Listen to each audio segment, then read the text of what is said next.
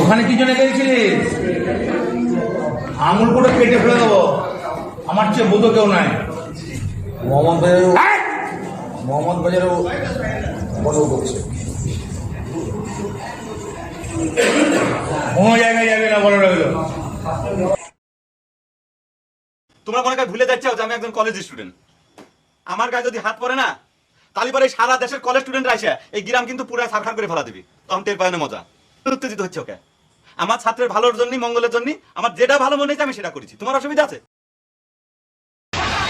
মারবো এখানে, পড়বে ঝাড়খণ্ডে। আর আপনি যেমন হেলে ধরাও নয়, আমিও মদন মিত্র।